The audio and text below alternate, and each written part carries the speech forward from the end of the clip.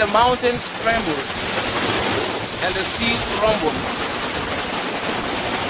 in the southeastern fringes of Ghana.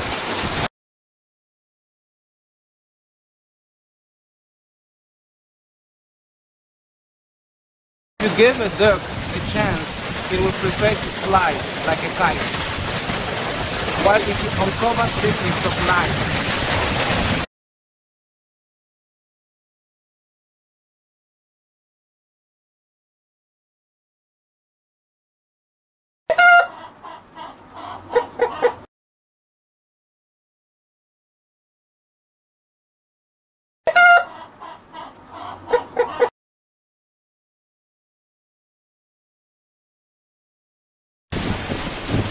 for that I hear the wretched stories of wars every day from sun up to sundown, turn me into a gorilla.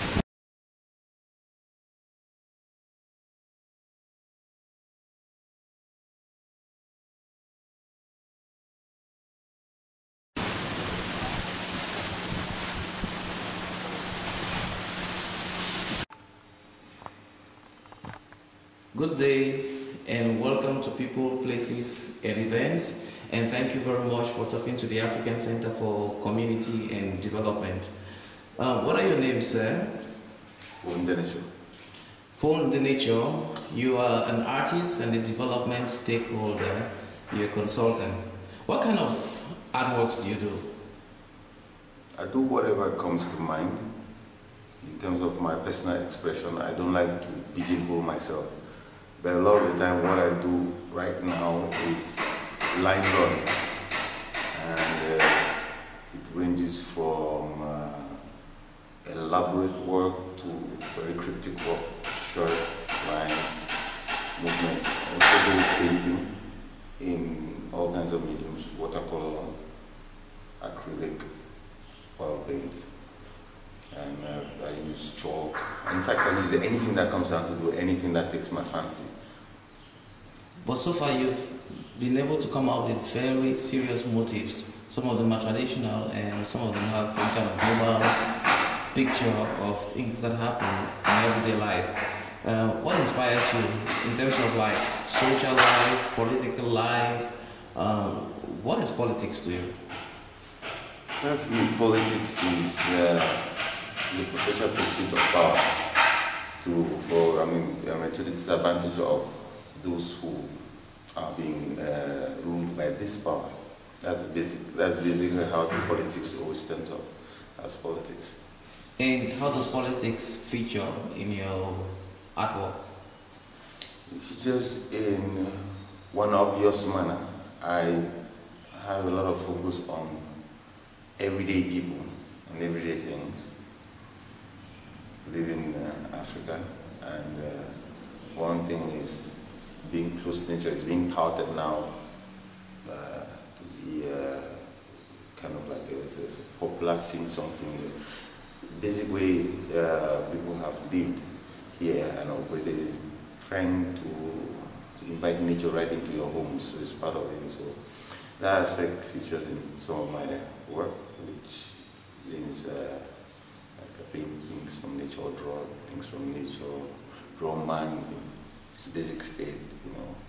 And there's also the issue of relationship between peoples, and also women in particular.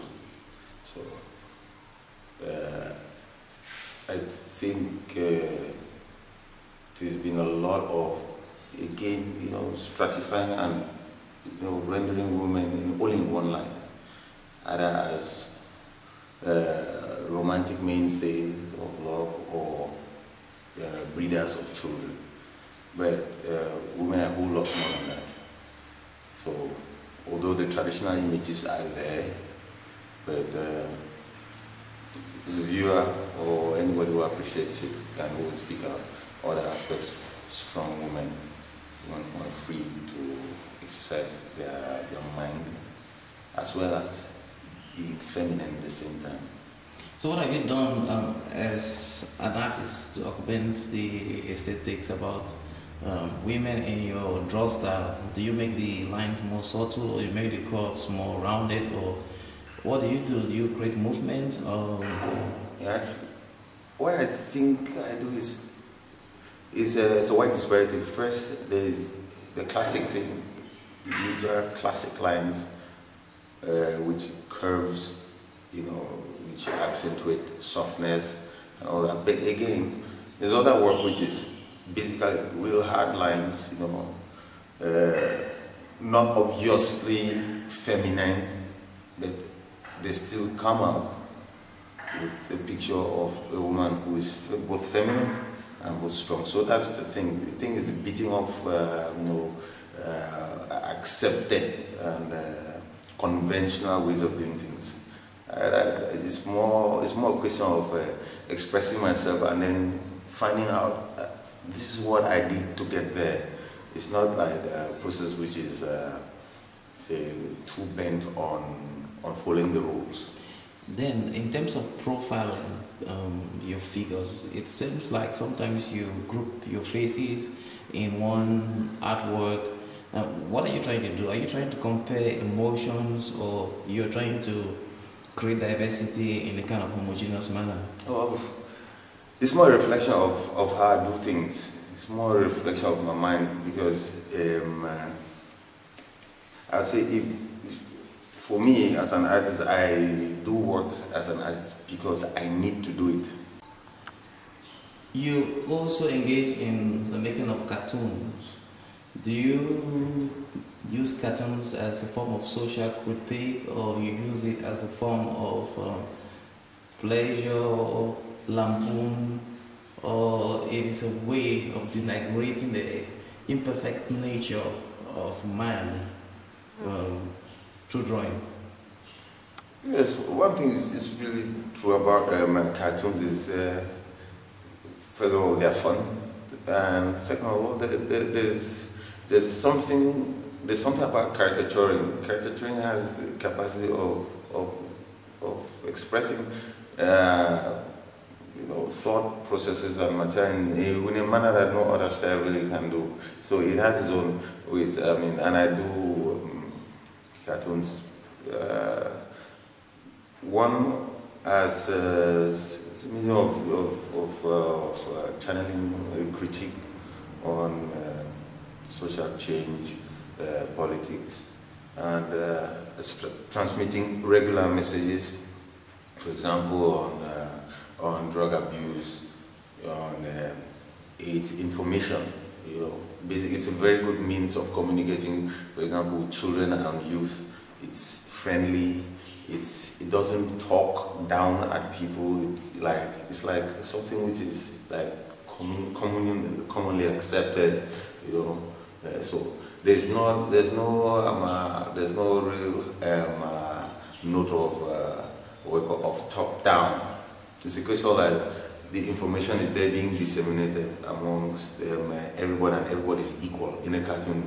That's the start. So it's very effective in that manner. Now, in terms of the future of African painting or drawing, where do you place it now, and where do you place African draw styles and the future? I think the way I would put it is African culture, because we as a people have thrived on expression in various forms, in dance, particularly in music, and in a general way of doing things. Now, art in Africa has always been, from origin, has always been practical. So everything you see will be artistically done. A doorway, the wooden framing of the door, a comb. A lot of things are practical. Musical instruments are carved, depending on the owner, are carved with a lot of love and attention to detail, or not at all. That's how it is. Now we're into other expressive forms. Like we're doing painting and drawing and stuff on paper, on frames and canvas and stuff. It's a question of us knowing who we are, where we came from, and knowing that we have a place here, we have something to offer, and keep pushing that, and not not be afraid to say that, okay, fine, you are from Africa, you are from this part of, for example, I'm Cameroonian, probably Cameroonian from the Ngemba area, and also mixed with the riverine, Bakwarian areas, sea, all of these various cultures, they're all part of it. They're all part of me. So I can't say where one stops and where one ends. But what I can say is this is what flows in what I do. So the issue is just making sure that our work is out there, we're communicating well. We're doing things the original way in terms of being practical. It should serve a practical purpose, and it should also serve an aesthetic purpose. Absolutely for beauty, absolutely for love, also for expression, for communication. You're also a remarkable poet, and you've done a lot of works that touch very important aspects of life. And what can you tell me is your style in terms of poetry? Not much different from what I do in terms of painting and art. I do short cryptic poems. I do basically stuff that comes from my experience. Do long, more elaborate things like storylines, which are long pantheons. So I generally don't stick to any particular thing. What comes to mind, I say what comes to mind, what wells out of you is what I put down, out of me is what I put down. So I would never say I'm only writing 5-line poems or 14-line standard poems. Who are your heroes then in terms of African literature or African works? What do you think about Soyinka? Soyinka holds a particular place for his particularly strong mind and his ability to stand above means and circumstance and push in a wider format for social change, both in Nigeria as well as in the diaspora. I like Ali Mazrui's work too, in terms of his contribution to documenting African culture and African political history. There's also a man after my heart, Soris Samora, who's done a lot of great work recently on that, from Soris Samora from Sierra Leone. There's of course other poets like Nadim Gordima, which was a writer,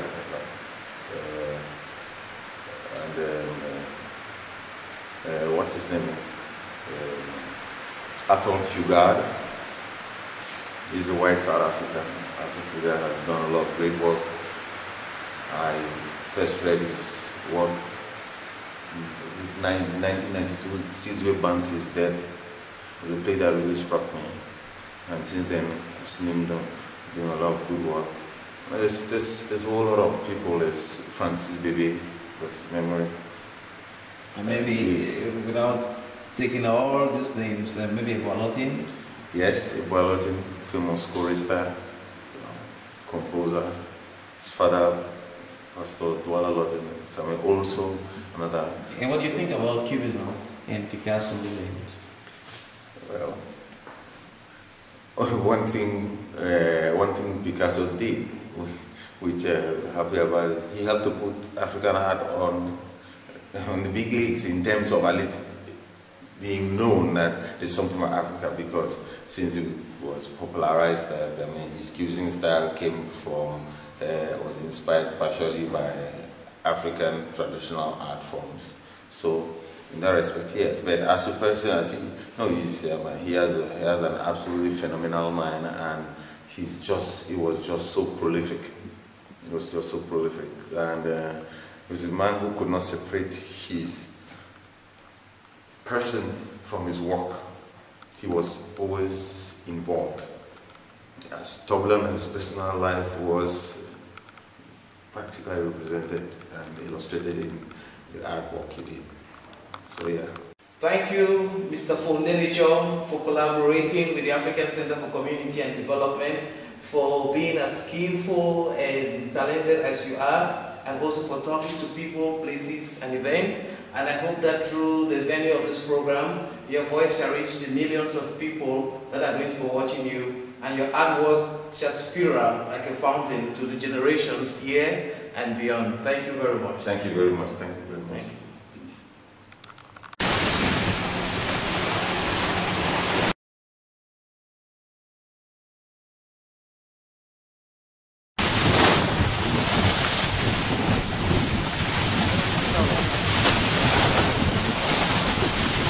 Today the mountains tremble and the seas rumble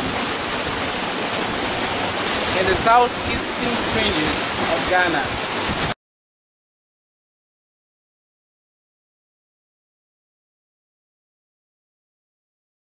If you give a duck a chance, it will prefer to fly like a kite.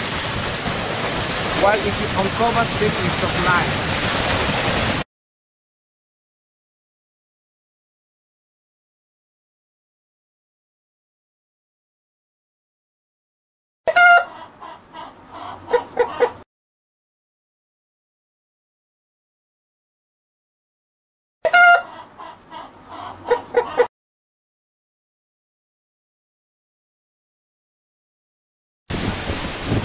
for that I hear the wretched stories of wars every day from sun up to sundown. Turn me into a gorilla.